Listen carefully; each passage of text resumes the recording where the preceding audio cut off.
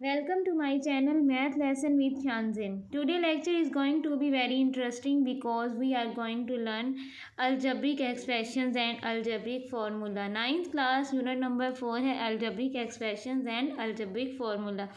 आज हम algebraic expressions के बारे में पढ़ेंगे जिसमें हमारे पास polynomials, rational expression, irrational expressions और इनके बारे में आज हम पढ़ेंगे कि रैशनल एक्सप्रेशंस क्या है, इरेशनल एक्सप्रेशंस क्या है, पॉलिनॉमियल्स क्या है, क्योंकि इसमें हमारी 4.1 एक्सरसाइज में ये सब यूज़ होगा।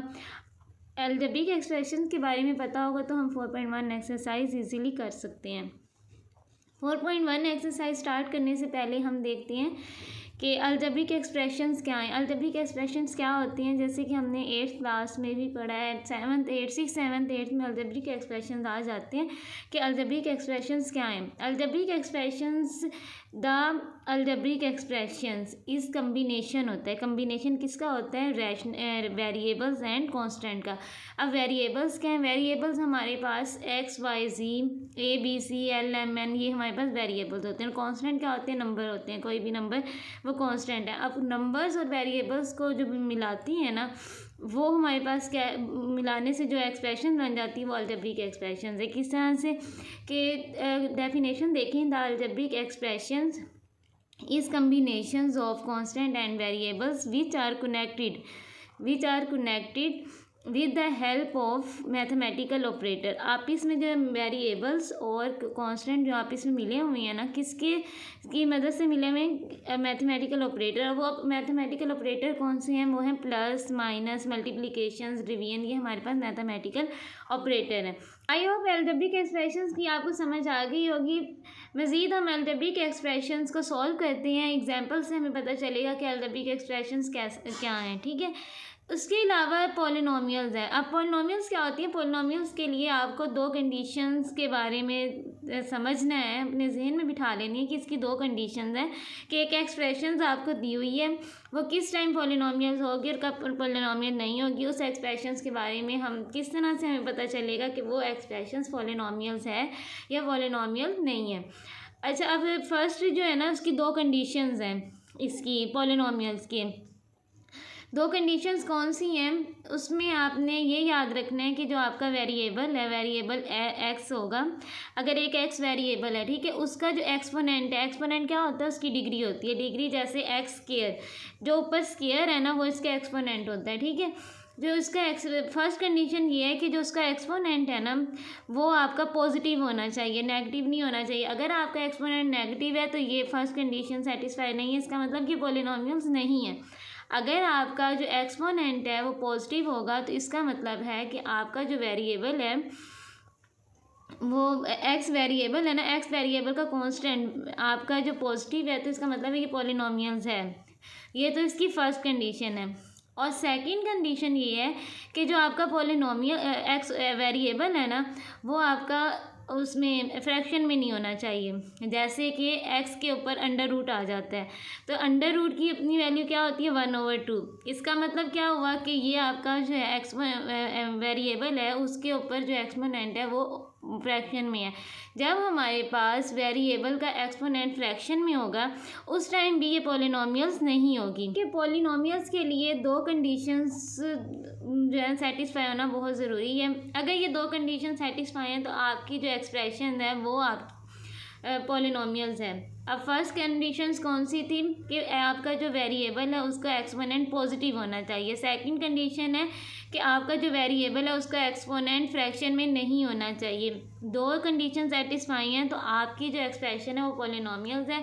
ये है हमारा क्वेश्चन नंबर 1, जिसमें आपने बताना था कि आपकी जो दी हुई एक्सप्रेशंस है ना वो पॉलिनॉमियल्स हैं या नहीं है। बस यस और नो में आपने आंसर दे देना था इसका। मज़ीद आई होप आपको इसकी समझ आ गई होगी। मज़ीद मैं आपको इसको सॉल्व करके भी बताऊंगी कि ये किस तरह से पॉलिनॉमियल्स है और किस तरह से पॉलिनॉमियल्स नहीं है।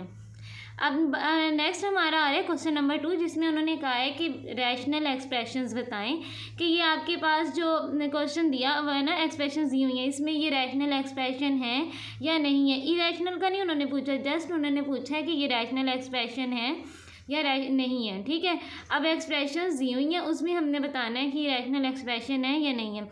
देखिए एक एक्सप्रेशन है उसमें ये बताया रैशनल एक्सप्रेशंस का किस तरह हमें पता चलता है। अब rational numbers, irrational numbers, rational expression, irrational expressions एक काफ़ी ज़्यादा इसका लेसन है। ये इसकी एक अलग से वीडियो बनाऊंगी मैं आपको, उसमें बताऊंगी कि रैशनल नंबर्स कौन से होते हैं, इरेशनल नंबर कौन से होते हैं। वैसे रैशनल नंबर्स आपने पढ़े ही होंगे जिनको हम पी ओवर क्यू की फॉर्म में लिख देते हैं, वो रैशनल नंबर्स होती हैं। इरेशनल नंबर वो होते हैं जिनको हम पी ओवर क्यू की फॉर्म में नहीं लिख सकते, वो इरेशनल नंबर होते हैं। इसके अलावा इसकी एक मज़ीद हम डिटेल में वीडियो बनाएंगे जिसमें आपको रैशनल इरेशनल नंबर्स के बारे में बताऊँगी। लेकिन फ़िलहाल जो हमारा क्वेश्चन नंबर 2 है इसमें हमने जस्ट रैशनल एक्सप्रेशंस के बारे में बताना। ये जो आपको एक्सप्रेशंस दी हुई हैं ये रैशनल एक्सप्रेशंस हैं या नहीं है, ठीक है। अब देखते हैं कि रैशनल एक्सप्रेशंस के बारे का किस तरह से पता चलता है कि एक्सप्रेशंस दी हुई है वो रैशनल है या नहीं है। अगर आपको एक एक्सप्रेशन दी है, ठीक है, अब उसका नोमिनेटर और डिनोमिनेटर आपने देखना है। अब नोमिनेटर क्या होता है, अब एक वैल्यू है आपकी फ्रैक्शन में लिखी हुई जैसे कि 2/7। अब 2 जो है वो इसका नोमिनेटर है और 7 जो है डिनोमिनेटर है। मतलब कि ओवर से ऊपर वाली वैल्यू जो होती है वो आपकी नोमिनेटर होती है, नीचे वाली डिनोमिनेटर होती है। आपने नोमिनेटर और डिनोमिनेटर में देखना है कि ये रैशनल है या रैशनल एक्सप्रेशन है या नहीं है।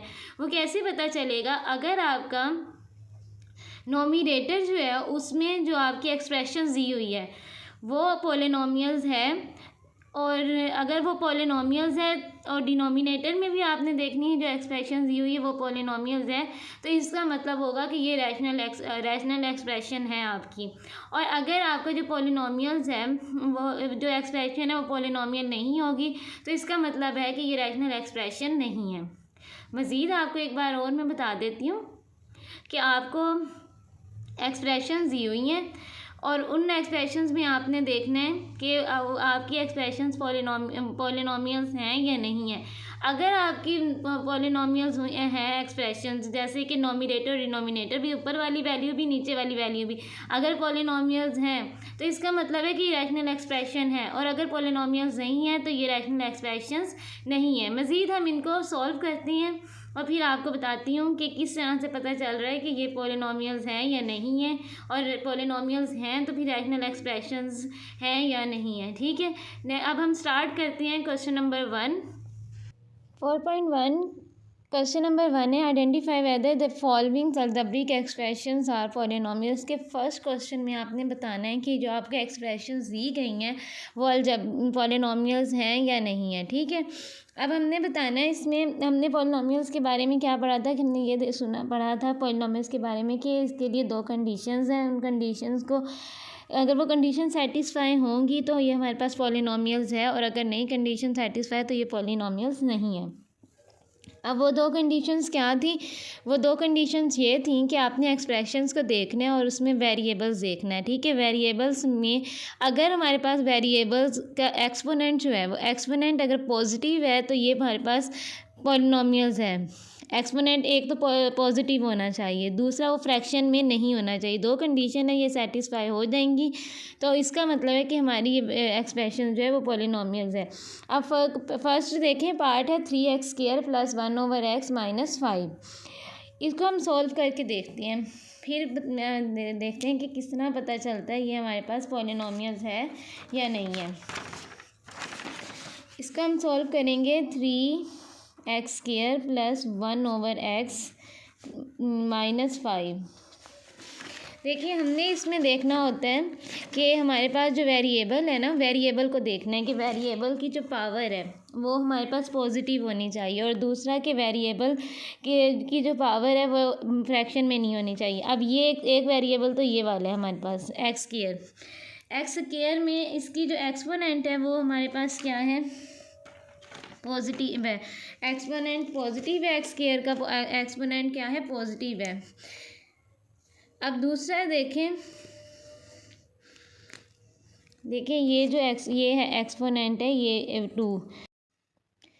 फर्स्ट टर्म जो है ना, फर्स्ट टर्म में जो एक्सपोनेंट वेरिएबल है ना उसका एक्सपोनेंट तो पॉजिटिव है। अब सेकंड टर्म देखें, सेकंड टर्म है 1/x। अब 1/x में 1/x है, अगर ये x हम ऊपर लेकर जाएंगे तो ये क्या हो जाएगा, -1। एक तो ये फ्रैक्शन में है, ठीक है, वेरिएबल जो फ्रैक्शन में है। और ये देखें अगर एक्स को हम ऊपर लिख देंगे -1 का हो जाएगा, और -1 अब इसका जो पावर है एक्सपोनेंट है वो माइनस में आ रही है। तो सेकंड जो है टर्म में तो ये हमारे पास कंडीशन सेटिस्फाई नहीं हो रही। तो इसका मतलब क्या हुआ कि ये हमारे पास जो एक्सप्रेशन दी हुई है ये हमारे पास एल्जेब्रिक पॉलिनोमियल्स नहीं है। एक एल्जेब्रिक एक्सप्रेशन दी है ना आपको कि 3x² + 1/x - 5। तो अब इसमें ये पॉलिनोमियल्स नहीं है क्योंकि इसमें जो दो कंडीशन है वो सेटिस्फाई नहीं हो रही। सेकंड क्वेश्चन है, सेकंड पार्ट देखें, 3x3 - 4x² - x √x + 3। अब इसमें देखें कि इसको किस तरह से पता चलेगा कि ये हमारे पास एक्सप्रेशंस पॉलिनोमियल्स है या नहीं है। इसमें है 3x³ - 4x² - x √x + 3। अब यहाँ पे देखें कि जो फर्स्ट टर्म है हमारे पास, फर्स्ट टर्म में जो वेरिएबल है उसका एक्सपोनेंट तो 3 है, मतलब पॉजिटिव है। सेकंड टर्म में भी वेरिएबल ये हमारे पास है, उसका जो एक्सपोनेंट है ना 2 वो भी पॉजिटिव है। अब थर्ड टर्म में देखें, ये तो एक्स है ठीक है, इसका भी 1 है, पॉजिटिव है। अब इस एक्स की जो पावर एक्सपोनेंट है ना वो 1/2 है, क्योंकि अंडर रूट है ना, अंडर रूट की अपनी वैल्यू क्या होती है 1/2 होती है। तो अब ये 1/2 है। अब ये जो हमारे पास एक्सपोनेंट है वो फ्रैक्शन में आ गया है। एक्सपोनेंट जब फ्रैक्शन में आ जाएगा इसका मतलब है कि ये सेकंड कंडीशन सेटिस्फाई नहीं है, तो ये पॉलिनोमियल्स नहीं है। जो सेकंड जो हमारे पास एक्सप्रेशन दी गई है सेकंड पार्ट में ये भी पॉलिनोमियल्स नहीं है, इसलिए नो लिख देंगे, क्योंकि हमने इसमें नो और यस ही बताना है, इसमें ज़्यादा डिटेल में क्वेश्चन को नहीं सॉल्व करना। नेक्स्ट हमारे पास जो एक्सप्रेशन है वो दी है x² - 3x + √2। अब इसमें देखें x² - 3x + √2। अब यहाँ पे देखें कि इधर हमें दिया गया है फर्स्ट टर्म जो है, फर्स्ट टर्म में तो हम एक्सपोनेंट 2 है तो ये पॉजिटिव है, फर्स्ट का टर्म कंडीशन सेटिस्फाई हो रही है फर्स्ट टर्म में। सेकंड टर्म में देखें यहाँ पे भी एक्सपोनेंट जो है वो पॉजिटिव है, ठीक है। अब क्योंकि ये जो वेरिएबल है इसका एक्सपोनेंट 1 है तो पॉजिटिव है। अब थर्ड टर्म में तो ये वैसे ही कांस्टेंट है, तो कांस्टेंट को तो हमने देखना ही नहीं, हमने जस्ट वेरिएबल को देखना है कि फर्स्ट टर्म में वेरिएबल भी पॉजिटिव है, सेकंड टर्म का वेरिएबल भी पॉजिटिव है, फ्रैक्शन में नहीं है। तो इसका मतलब क्या हुआ कि जो हमारी थर्ड टर्म है ये सेटिस्फाई कर रही है, तो ये दोनों कंडीशन सेटिस्फाई कर रही है, तो ये हमारे पास पॉलिनोमियल्स है। थर्ड एक्सप्रेशन जो है ना, थर्ड पार्ट हमारा जो है वो पॉलिनोमियल्स है, इसलिए हम यहाँ पे लिख देंगे यस। नेक्स्ट फोर्थ पार्ट देखें कि 3x / 2x - 1 + 8। अब यहाँ पे फोर्थ पार्ट में भी सेम उसी तरह से है कि हमारे पास ये जो एक्स वेरिएबल है ये इसमें फ्रैक्शन में आ रहा है। जब वेरिएबल हमारे पास फ्रैक्शन में आ रहा है तो फिर ये क्या हो जाएगा, सेकंड कंडीशन सेटिस्फाई नहीं हो रही। तो इसका मतलब क्या है कि हमारे पास जो एक्सप्रेशंस है ये पॉलिनोमियल्स नहीं है। क्वेश्चन नंबर 1 के पार्ट 1, 2, 3 एंड 4 कंप्लीट हो गए हैं।